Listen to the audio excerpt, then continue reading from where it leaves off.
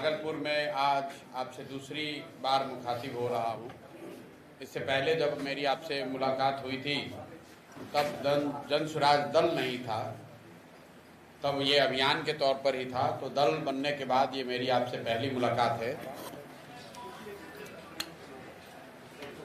आज हम लोग यहाँ पर दो जनसभा है, एक पर पीरपैंती में मैंने सभा करी है और अभी मैं वापस जाकर सुल्तानगंज में एक दूसरी सभा करूँगा। दल बनने के बाद एक जो ये प्रयास हम लोगों ने शुरू किया है कि जहाँ पर पदयात्रा मैं नहीं कर पाया हूँ वहाँ पर जाकर कम से कम जनसभा करी जाए।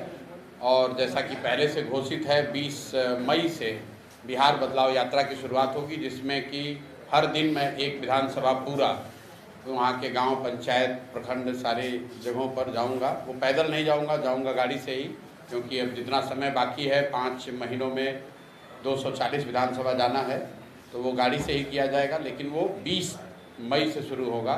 अभी मैं जो पहले से पूर्व घोषित प्रोग्राम है कि जिन क्षेत्रों में मैं पदयात्रा पूरी नहीं कर पाया हूँ वहाँ पर अनुमंडल के स्तर पर जाकर पब्लिक से मिलने का जो काम है वो कर रहे हैं। उसी के तहत आज मैं भागलपुर में हूँ, 2 सभा करनी है।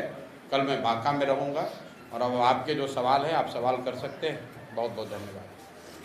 सर, बिहार में जाति और राजनीति वोटर जातिवाद का जहर भला हुआ है, इसे कैसे सामना होगा? मतलब पिछले 2.5-3 वर्षों से ये सैकड़ों बार सवाल पूछा गया है और उतनी ही बार इस बात का हम लोगों ने जवाब भी दिया है। जो भी पहलू समाज में है, समाज की जो भी सच्चाई है, वो राजनीति में भी उसका कुछ न कुछ असर होगा। जाति समाज की एक बड़ी सच्चाई है, तो उस नज़रिए से राजनीति में भी जाति का प्रभाव पड़ना ही है। लेकिन जाति राजनीति की एकमात्र सच्चाई नहीं है। जाति एक सच्चाई है, एकमात्र सच्चाई नहीं है। अगर ऐसा होता, जैसा आप लोग बताते हैं कभी कभी कि बिहार में हर व्यक्ति जाति पर ही वोट देता है, तो पिछले 2.5-3 वर्षों से मैं ये सवाल पूछ रहा हूँ, समझाने का प्रयास कर रहा हूँ कि ये बताइए कि बिहार में मोदी जी को वोट दिया किसने? मोदी जी के जाति का तो कोई बिहार में रहता ही नहीं है। तो आप तुरंत कहिएगा कि भैया वो तो हिंदू मुसलमान के नाम पर, राष्ट्रवाद के नाम पर वोट पड़ता है। तो भाई जाति पर तो नहीं पड़ता है ना, चाहे राष्ट्रवाद के नाम पर पड़े या किसी दूसरे चीज़ पर पड़े। उसी तरीके से 18% मुसलमान साथी लालू जी को वोट देते हैं। वो लालू जी के जाति के तो नहीं है। तो आप कहिए वो इसलिए देते हैं कि वो भाजपा को नहीं दे सकते, उनके डर से देते हैं। लेकिन वो भी जाति पर तो नहीं दे रहे हैं। कुछ समाज के का एक बड़ा वर्ग या एक वर्ग है जो जाति पर वोट देता है, इसलिए जाति की महत्ता है। लेकिन इतना नहीं है कि सब कुछ जाति पर ही होता है। दूसरी बात ये समझिए कि ऐसा नहीं है कि बिहार अकेले में जाति है। ये बिहार में रहने वाले लोग, यहाँ के नेता, खासकर पत्रकार वगैरह, आप लोगों ने ऐसी भूमिका बना दी है जैसे लग रहा है कि जाति सिर्फ बिहार में ही है। आप मुझे बताइए कि कम्मा रेड्डी कापू आंध्र प्रदेश में हैं या नहीं? वोकालिका लिंगायत कर्नाटक में हैं या उनकी राजनीति में महत्ता है या नहीं है? कुणबी मराठा महाराष्ट्र में जातीय आधार पर जो वहाँ पर राजनीति हो रही है उसमें उनकी भूमिका है कि नहीं है? हर जगह जाति की थोड़ी बहुत भूमिका है। ऐसा आप लोग क्यों बताते हैं जैसे लग रहा है कि खाली बिहार में ही जाति है? और ऐसा करके आप बिहार का बहुत बड़ा नुकसान कर रहे हैं। आप लोग मतलब पूरे देश में एक छवि बन गई, भाई बिहार इसलिए पिछड़ा है कि सब चीज़ जाति पर होता है। अरे भाई गुजरात में जाति पर नहीं हो रहा है ये बात। जितना जाति की महत्ता बिहार में है उतनी ही जाति की महत्ता आंध्र प्रदेश, तमिलनाडु, गुजरात, महाराष्ट्र में भी है। लेकिन वहाँ पर भी सिर्फ जाति पर निर्णय नहीं होता है और बिहार में भी जाति पर ही सिर्फ निर्णय नहीं होगा। सर, 20 को पदयात्रा सर चलते चलते अब दल में बदल गई है और लोगों के मन में जानने की इच्छा हो रही है कि अभी तक कोई चेहरा सामने नहीं आया है, तो किसका चेहरा नहीं सामने? कैसे अभी पार्टी में जो लोग भाई 1 करोड़ लोगों ने मिलकर 2 अक्टूबर को दल बनाया। राजनीतिक संगठन के तौर पर सक्रियता और कितना ताकतवर हम लोग का संगठन है इस पर बहस हो सकती है। लेकिन सिर्फ संगठन के विस्तार और उसके स्वरूप को अगर आप देखेंगे तो बिहार में आज जन स्वराज से बड़ा राजनीतिक संगठन किसी दल का नहीं है। 243 विधानसभा क्षेत्रों में 550 से ज़्यादा प्रखंड, 150 से ज़्यादा शहरी निकाय, 8,500 पंचायतों में कोई न कोई जन स्वराज के संगठन से जरूर जुड़ा हुआ है। आप कहीं भी क्षेत्र में चले जाइए, कहीं पर अगर कोई बैठक हो रही है छोटी बड़ी, तो उसमें ज़्यादातर संभावना है कि जनसुराज का ही कुछ हो रहा होगा। यहाँ राजद के, जदयू के कितने संगठन की बैठक होती है, तो राजनीतिक संगठन के तौर पर ऑलरेडी जनसुराज यहाँ का सबसे बड़ा संगठन है, राजनीतिक संगठन है। अब जब चुनाव होगा तो आपको दिखेगा वोट के तौर पर भी, वोट शेयर के तौर पर भी और सीट के तौर पर भी जनसुराज आपको राज्य का सबसे बड़ा दल बनकर दिखेगा। विधानसभा चुनाव में जनसुराज पार्टी एकला चलो नीति पे चलेगा कि किसी गठबंधन से गठबंधन करेगा? मुझे लगता है कि कभी कभी सवाल आप लोग पूछते हैं तो ये नहीं देखते हैं कि उस सवाल पर पीछे क्या जवाब दिया गया है। पिछले 1-1.5 साल से सवाल ये है, जैसे अन्य दल गठबंधन करते तो क्या आपकी पार्टी? अरे इतना तो हिंदी हमको समझ में आ रहा है कि आप पूछ रहे हैं सवाल, लेकिन ये 1.5-2 बरस से पार्टी के फॉर्मेशन से पहले, फॉर्मेशन के दिन, उसके बाद होने वाली सारी प्रेस वार्ताओं में, सारी जनसंवाद में हर जगह कहा है कि किसी भी तरह का कोई गठबंधन किसी हालात में नहीं होगा। 243 मतलब 243, 242 नहीं होगा, न चुनाव से पहले न चुनाव के बाद। चर्चा लोजपा आज से गठबंधन। आरके मिश्रा जी को पार्टी तो हर को नहीं ले जा रहे हैं, मीटिंग आपकी पार्टी में है ना आरके मिश्रा जी, हर जगह नहीं ले जा रहे हैं। आरके मिश्रा को लेकर अब भागलपुर में एसपी रहे तो स्वाभाविक है, वो अपना काम कर रहे हैं। हर व्यक्ति हर जगह तो नहीं जा सकता है। दल में कि कोर कमेटी जो है वो 151 लोगों की है, तो 151 लोग हर जगह तो नहीं जाएंगे। जहां मैं हूं वहां आरके मिश्रा नहीं है, वहां पर मनोज भारती नहीं है, मनोज भारती जी कहीं और हैं, आरके मिश्रा कहीं और है, प्रशांत किशोर कहीं और है, आनंद कहीं और होंगे, अरविंद सिंह कहीं और होंगे, रामबली चंद्रवंशी कहीं और होंगे। दल के सारे लोग एक ही जगह तो नहीं आएंगे हर जगह। ये चर्चा आपके पास पहुंची होगी, हम तक तो कोई चर्चा ऐसी है नहीं। जब हमने कह दिया कि हम लोग 243 सीट लड़ रहे हैं, तो पिछली जहां तक हमको जानकारी है बिहार में तो 243 ही विधानसभा है, तो गठबंधन किस पर हो जाएगा? 243 के आगे कोई सीट होगा तभी तो होगा। 243 तो जनसुराज लड़ रहा है। चुनाव में सर कितना मजबूत देख रहे हैं आप अपने आप को?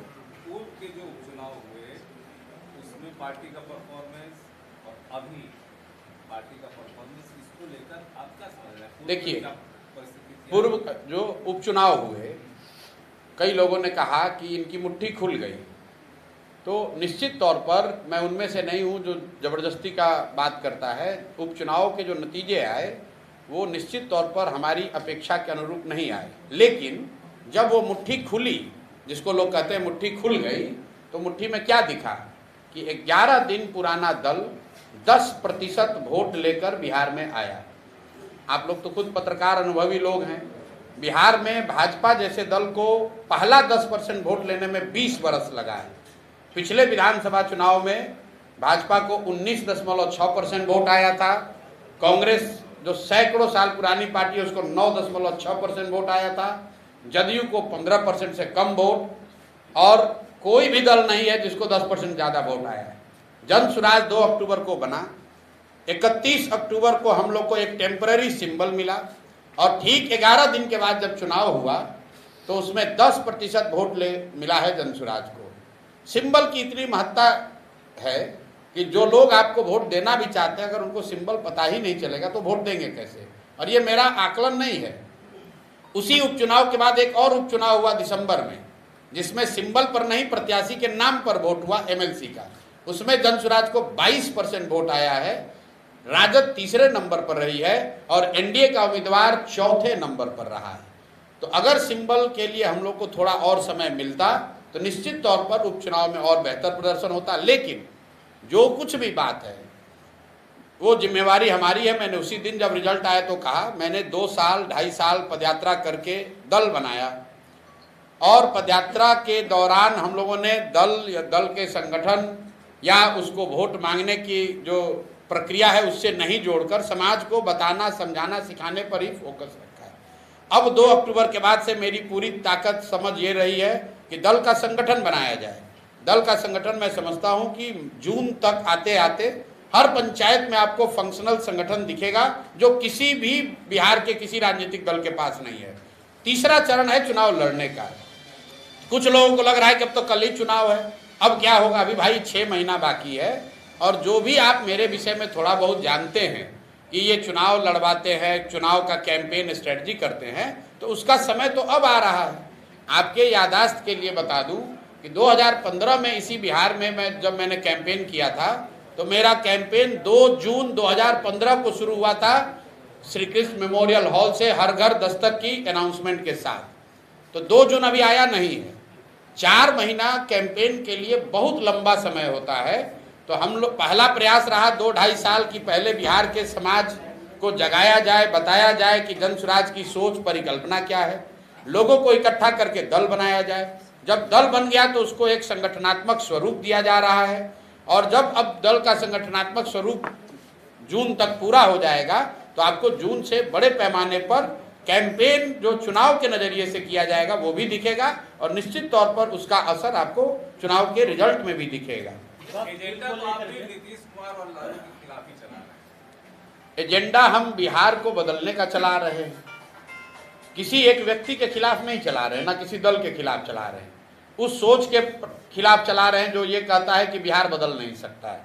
उस सोच के खिलाफ चला रहे हैं जहां लोग कहते हैं कि लालू के डर से भाजपा को वोट दें और भाजपा के डर से लालू को वोट दें। उस सोच के खिलाफ चला रहे हैं जहां लोग कहते हैं कि बिहार में इतना जाति है, इतना भ्रष्टाचार है, यहाँ पर इतना बाहुबल है कि कोई यहाँ खड़ा ही नहीं हो सकता है। जन स्वराज का एजेंडा उस सोच के खिलाफ है कि बिहार को बदला नहीं जा सकता है, क्योंकि हम लोग ऐसा सोचते हैं कि नहीं, बिहार को बदला जा सकता है, और बदलने की जिम्मेवारी चाहे आप उठाएं या हम उठाएं, प्रयास आज हो या 10 बरस के बाद हो, करना तो किसी न किसी बिहार के व्यक्ति को ही पड़ेगा। और हम लोग ऐसा समझते हैं कि ये हमारी जिम्मेवारी है, इस मिट्टी का कर्ज है। अगर भगवान ने हम लोग को बुद्धि शक्ति दी है तो हम लोग को निश्चित तौर पर इसके लिए प्रयास करना चाहिए, इसीलिए प्रयास कर रहे हैं। वक्फ जो भी सेशन पास हुआ है, इसके बारे में आप क्या कहना चाहेंगे? भाई, वक्फ बोर्ड के कानून के मेरिट को अगर हटा दिया जाए, वो अच्छा है, खराब है, उसको छोड़ दीजिए। हमारा या जन स्वराज का वक्फ बोर्ड को लेकर विरोध इस बात को लेकर है कि जब देश बना, कुछ जो बेसिक मूल्यों के साथ देश बना, उसका संविधान बना, उनमें अगर कोई आप आमूल चूल परिवर्तन करते हैं तो जो लोग भी ये परिवर्तन कर रहे हैं उनकी ये जवाबदेही है, नैतिक और राजनीतिक जवाबदेही है कि जो समाज का वर्ग उससे प्रभावित हो रहा है उसको विश्वास में लेकर वो कानून बनाया जाए। वक्फ का कानून जो बना है, मुझे नहीं लगता है कि भाजपा वाले उस वक्फ में ट्रांसपेरेंसी लाने के लिए या उस कोई फंक्शनिंग को बेहतर करने के लिए लेकर आए हैं। विशुद्ध तौर पर हिंदू मुस्लिम की राजनीति करने का इनका एजेंडा है। इसका प्रमाण ये है कि आप देखिए, पीछे एक कानून आया था CA NRC का, और भाजपा ने और भाजपा के समर्थकों को ये बताया गया कि CA NRC कानून इसलिए देश में जरूरी है क्योंकि यहाँ से मुस्लिम शरणार्थियों को, मुस्लिम आतंकवादियों को हटाना है। कुछ लोगों ने यह भी कहा कि हिंदू खतरे में है, अफगानिस्तान में, पाकिस्तान में, बांग्लादेश में, उनको लाकर देश में नागरिकता देनी है, इसलिए CA NRC का कानून लाया गया है। अब मैं आपके माध्यम से भाजपा के अपने साथियों से, उनके समर्थकों से पूछना चाहता हूं कि भाई, CA NRC देश में लागू है, बता दो कि पिछले 2 साल में कितने हिंदुओं को तुमने अफगानिस्तान, पाकिस्तान, बांग्लादेश से लाकर उनको नागरिकता दी है, या ये बता दो कि कितने मुस्लिम आतंकवादियों को तुमने उस कानून के तहत देश से हटा दिया है। अब वो कानून भूल गए। मेरे भाई, CA NRC इसलिए लाए थे कि बंगाल में 1-1.5 करोड़ वोट पोलराइज करके लिया जा सके। तो इनका एजेंडा है हर साल 1.5 साल में कोई ना कोई एक ऐसा मुद्दा लाओ जिससे समाज में हिंदू मुस्लिम वाली बात चलती रहे। इनका अगर एजेंडा ये होता कि वक्फ में ट्रांसपेरेंसी आए, उसमें जो गलती हुई है उसको सुधार किया जाए। किसी ने मुझे कहा कि वक्फ के कानून से अगर भूमिहीनों को जमीन मिलेगी, आपको क्या दिक्कत है? हमने कहा भाई, तुम कानून पढ़ के दिखा दो। अगर कानून में ये लिखा हुआ है कि वक्फ की कोई ऐसी जमीन जो गलती से वक्फ के पास है उसको लेकर भूमिहीनों में बांटा जाएगा, कहाँ कानून में लिखा गया है? भाई, इनका उससे कोई लेना देना नहीं है। इन्होंने बस खाली हिंदू मुसलमान करना है, जैसे CA NRC पर किया, जैसा ट्रिपल तलाक पर किया, जैसे कॉमन सिविल कोड पे कर रहे हैं। इससे कोई लेना देना नहीं है। इस भाजपा की सरकार में एक ही दिक्कत है, हम भी मोदी जी के साथ बहुत दिन काम किए हैं, ये गोल पोस्ट बदलते रहते हैं। अभी कल एक रिपोर्ट पढ़ रहा था कि RBI ने सर्कुलर जारी किया है कि 500 के काउंटरफीट नोट बहुत बड़ी संख्या में बढ़ गए। आपको याद होगा जब डीमोनेटाइजेशन किया गया तो कहा गया कि काउंटरफीट नोट खत्म हो जाएगा। आतंकवाद खत्म हो जाएगा।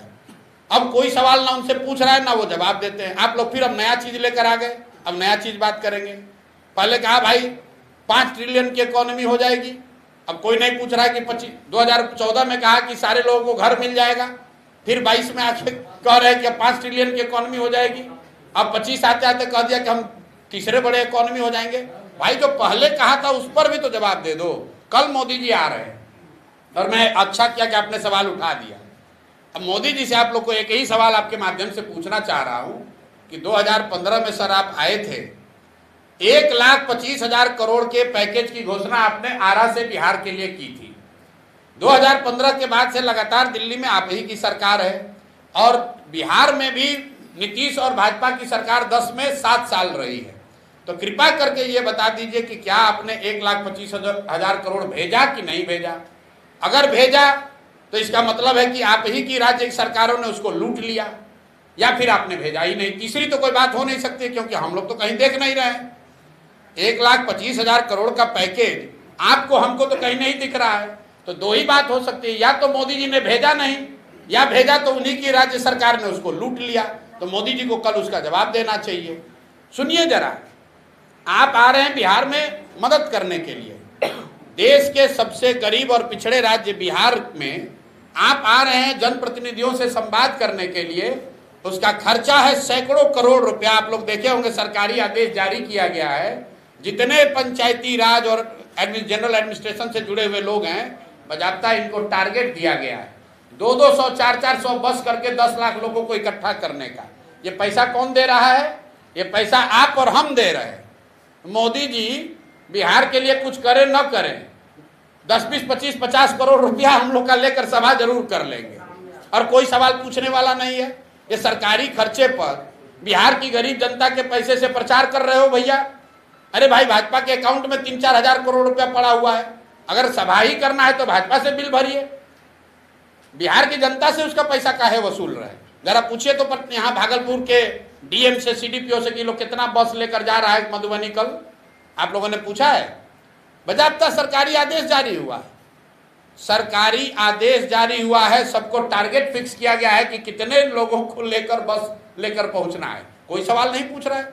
चलिए, मोदी जी को तो आप नहीं पूछ सकते, प्रधानमंत्री हो, मिलेंगे नहीं, कम से कम जो भाजपा का यहाँ लोकल लीडर है, जो एडमिनिस्ट्रेशन है, उससे तो पूछिए। आरटीआई तो लगाइए कि भाई कितना पैसा बिहार सरकार का खर्च हो रहा है इस पर।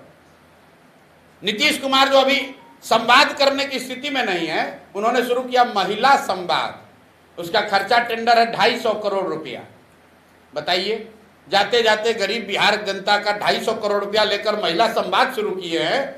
मतलब किसी एक कॉन्ट्रैक्टर को 250 करोड़ रुपया दे दिया गया कि गाड़ी और वीडियो चलाओ, और ऐसे व्यक्ति का चलाओ जो व्यक्ति खुद संवाद नहीं कर सकता है। उसका जब फ्लैग ऑफ किए तो उसमें एक शब्द बोले नहीं, क्योंकि उनकी मानसिक शारीरिक स्थिति नहीं है कि भाषण दे पाए।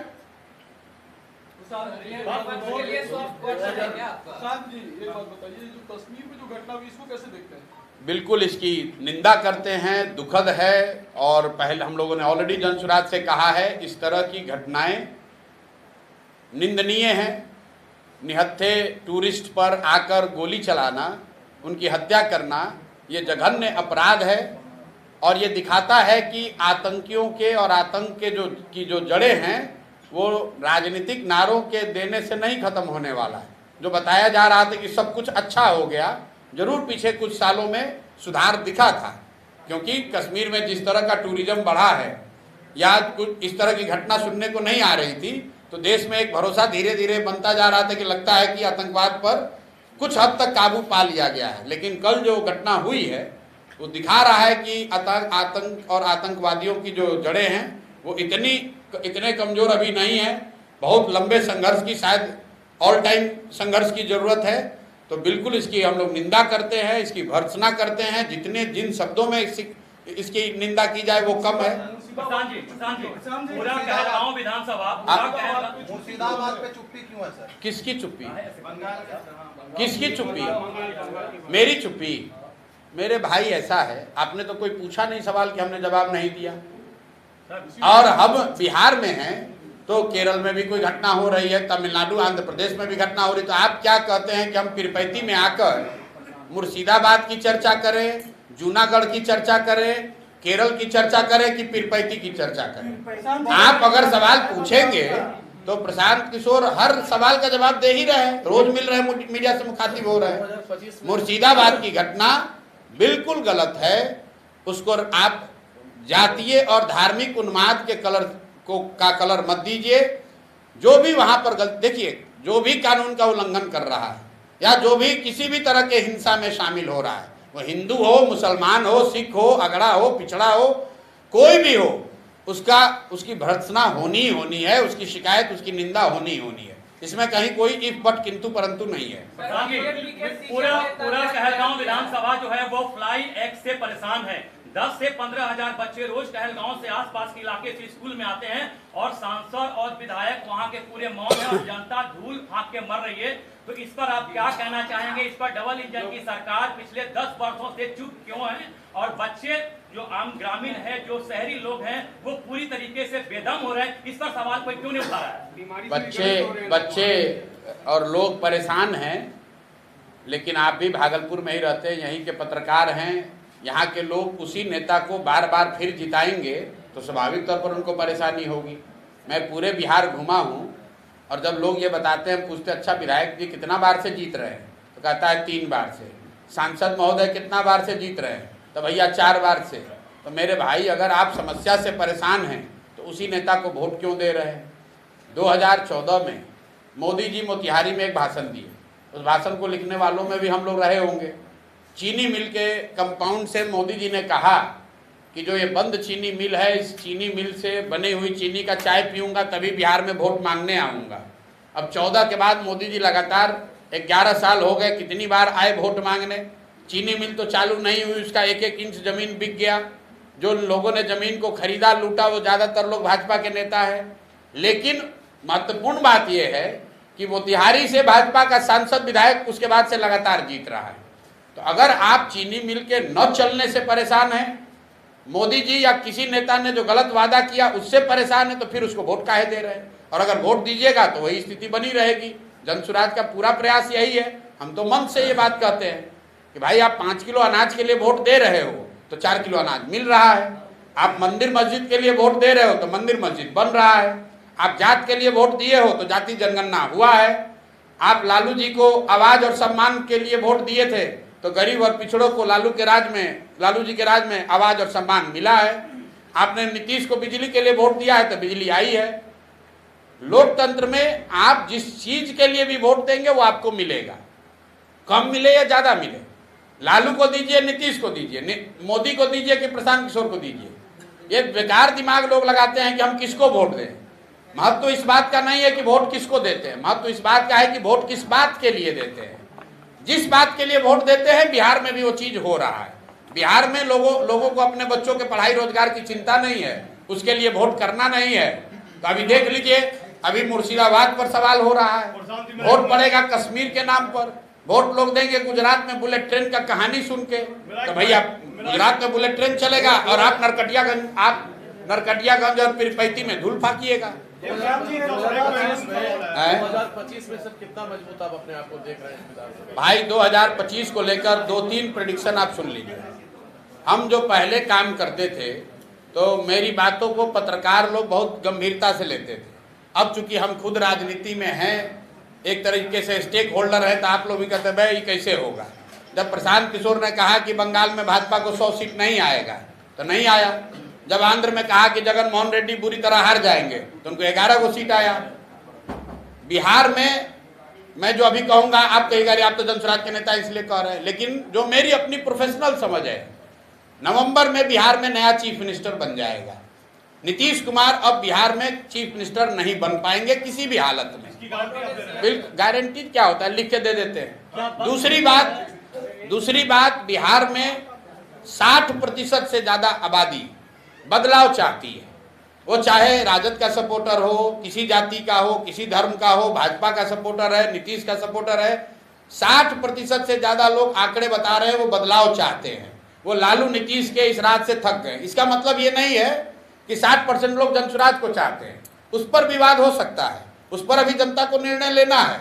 लेकिन 60% से ज्यादा लोग बिहार में बदलाव चाहते हैं। अब आप कहिएगा कब निर्णय लेंगे, तो तो डेटा और साइंस ये बताता है कि 25% वोटर, याद रखिए इस बात को, करीब करीब 25% वोटर चुनाव के 3 दिन पहले 72 घंटे में निर्णय लेता है। तो आपके हमारे लिए जरूरी यह है जानना कि बिहार में बहुतायत संख्या में 60% से ज्यादा लोग बदलाव चाहते हैं। अब बदलाव के वाहक के तौर पर जिस पर भी उनका विश्वास बनेगा, जो भी सबसे ईमानदार और सशक्त विकल्प जनता को दिखेगा, वो जीत कर आएगा। एजेंडे में सबसे मजबूत आधार क्या है जो जनता आपको चुनेगी सर?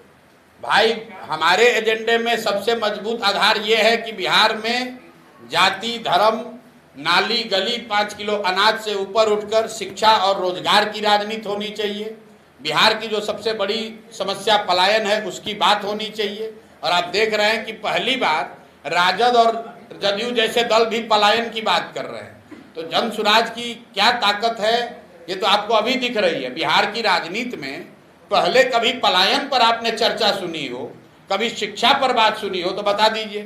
पहली बार लोग शिक्षा और पलायन की बात कर रहे हैं, रोजगार की बात कर रहे हैं। ये जन सुराज की ताकत नहीं है, ये लोकतंत्र में विकल्प होने की ताकत है। जिस दिन लोगों के पास विकल्प मिल जाएगा तो जो दल अभी पहले से बने हैं उनको भी जनता के मुद्दों पर जवाब देना पड़ेगा, क्योंकि अभी तक वो मुद्दों की बात इसलिए नहीं करते, उनको मालूम है कि काम करे चाहे नहीं, डर के मारे हम ही को वोट देगा। अब जब विकल्प एक मिल गया है तो सबको जवाब देना पड़ेगा। प्रशांत जी, एक सवाल है कि जाति और धर्म के नाम पर जो है जितनी प्रतिशत आबादी रहती है उतना उसका जो है उम्मीदवारी या फिर उसको राजनीति में जो है हिस्सेदारी मिलती है, लेकिन सबसे अधिक आबादी जो है आज युवाओं की है, 60% से अधिक है। तो राजनीति में उसे जो है उम्मीदवारी के लिए, चुनाव लड़ने के लिए जगह नहीं मिलती है। तो जनसुराज इस पे जो है आगे कुछ करेगी ये, क्योंकि आप भी जो युवाओं के कंधे पे जो है आगे बढ़ रहे हैं। हम किसके कंधे पर आगे बढ़ रहे हैं हमको तो ये नहीं पता है। चलिए, कम से कम आप मान तो रहे हैं कि हम आगे बढ़ रहे हैं। जी जी। हमारे विरोधी तो ये कह रहे हैं कि हम लोग आगे बढ़ ही नहीं रहे। युवाओं के अब आप बताइए, पहले तो लोग कहा जब हम चलना शुरू किए, अरे बिहार में चलने से क्या होगा, ये कितना दिन चलेंगे। जब चल लिए 2-2.5 साल, दल बन गया, 1 करोड़ लोगों ने मिलकर दल बना लिया, तो कहता दल बनाने से क्या होगा। जब दल बनाकर आगे बढ़ के संगठन खड़ा कर लिए तो कहते संगठन खड़ा करने से क्या होगा। जब 10% वोट आ गया तो कह रहा है 10% वोट से क्या होगा। मेरे भाई, अगर हम लोग की नियत में, हम लोग के प्रयास में ईमानदारी है तो परिणाम मिलेगा ही मिलेगा। बात प्रशांत किशोर की नहीं है, बात जनसुराज की नहीं है। बिहार की जनता त्रस्त है, 30-35 साल से उसके सामने विकल्प नहीं है। अब एक विकल्प जो भी अगर सामने आ रहा है तो जनता उसको बहुत करीब से देखेगी, चर्चा करेगी। अब हम लोग की जिम्मेवारी है, अगर हम लोग के चरित्र में, हम लोग के व्यक्तित्व में, हमारे आचार विचार में वो प्रभाव होगा, वो सच्चाई होगी, वो ईमानदारी होगी तो जनता हम लोग को चुनेगी। अगर हम लोग में कुछ कमी रह जाएगी, जनता नहीं चुनेगी। अब खत्म कीजिए हमारी एक इतनी बड़ी पार्टी है, सृजन घोटाले पर आपने सवाल क्यों नहीं किया? किस पर? लोगों का खाता खुला भागलपुर में, किस पर? सृजन घोटाला सबसे बड़ा घोटाला। भाई, अब देखिए, हमने तो भागलपुर दंगों की भी बात नहीं की। तो जब हम राजनीति में उस समय थे ही नहीं, सृजन घोटाला जब हुआ या जब उसकी चर्चा हुई, हम तो चारा घोटाला की भी बात नहीं करते हैं। सृजन घोटाला, हम तो वही बात करेंगे ना, हम शराब माफिया की बात करते हैं, हम बालू माफिया की बात कर रहे हैं, हम भूमि सर्वे में राजस्व विभाग के द्वारा जो घर घर से उगाही हो रही है उसकी बात कर रहे हैं, हम नीतीश कुमार के शारीरिक और मानसिक हालात की बात कर रहे हैं, हम मोदी के पैकेज और पैकेज के न देने की बात कर रहे हैं। हमारे समय काल खंड में जो विषय होगा उसी की तो बात करेंगे। अब श्री कृष्ण बाबू के टाइम में बिहार का क्या मुद्दा था उस पर चर्चा हो सकती है, लेकिन वो राजनीतिक तौर पर उस पर रोज टीका टिप्पणी करने का मतलब नहीं। देखिए, मैं जो व्यक्ति राजनीति में नहीं है उन पर टीका टिप्पणी करना उचित नहीं समझता हूँ। लालू जी के परिवार से भी जो उनके सदस्य राजनीति में नहीं है, मैं उन पर टीका टिप्पणी नहीं करता हूँ। मैं जहाँ तक मैं जानता हूँ, नीतीश जी के लड़के अभी राजनीति में नहीं हैं, और जब वो राजनीति में आए तब उस समय टीका टिप्पणी की जाएगी। ये तो पत्रकारों का अपना स्पेकुलेशन है कि अब आ रहे हैं, कल आ रहे हैं, परसों जा रहे हैं। जहाँ तक मेरी जानकारी है वो राजनीति में अभी नहीं है। जब आ जाएंगे तो लोकतंत्र है, सबका स्वागत है, उस समय चर्चा होगी, उस पर बात होगी।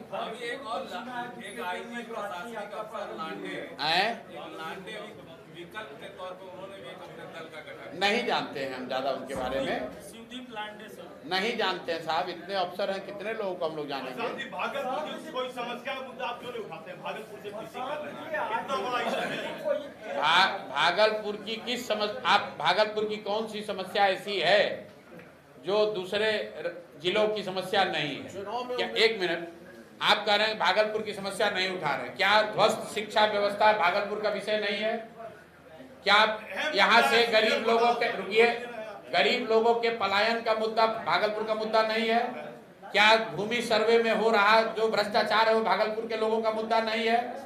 क्या घर घर बिक रही शराब और शराब माफिया भागलपुर का मुद्दा नहीं है?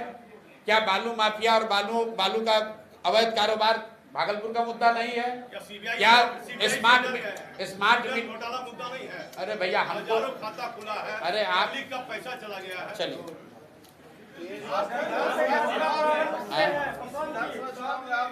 आप उम्मीदवार होंगे अपनी पार्टी? मेरी पार्टी अगर तय करेगी कि मुझे उम्मीदवार बनना है तो मैंने पहले भी कहा है कि अगर पार्टी कहेगी तो उम्मीदवार होंगे। पार्टी जो तय करेगी वो करेंगे, जहाँ से तय कर देगी वहाँ से होगा, तो इतनी दिक्कत नहीं है। अब नीतीश जी स्वस्थ है कि नहीं, आपका चैनल का नाम है आप तक, तो आप पहुंच जाइए नीतीश तक और नीतीश तक पहुंचकर ये सवाल पूछिए कि सर क्या आप स्वस्थ हैं, क्योंकि बिहार की जनता के मन में आपके आहाव भाव से, आपके वक्तव्यों से ऐसा बिहार की जनता को लग रहा है कि आप शारीरिक और मानसिक तौर पे स्वस्थ नहीं हैं। तो आप तक के दर्शक ये जानना चाहते हैं कि आप स्वस्थ है कि नहीं, और हमने उसका एक फार्मूला भी दिया कि चलिए जांच वोच कैसे होगा, कम से कम नीतीश जी आप ही के चैनल पर कैमरे पर आकर अपने मंत्री परिषद के साथियों का नाम बता दें तो हम लोग मान लेंगे कि वो स्वस्थ हैं। जहां तक मैं जानता हूं नीतीश कुमार को अपने मंत्री परिषद के सदस्यों का नाम तक आज की तारीख में याद नहीं है। नहीं, आपने कहा कि 25 में जो अब जो है नेक्स्ट टाइम वो आने वाले नहीं, वो तो स्वस्थ रहते तब भी नहीं आना था, अभी तो अस्वस्थ है। चलिए।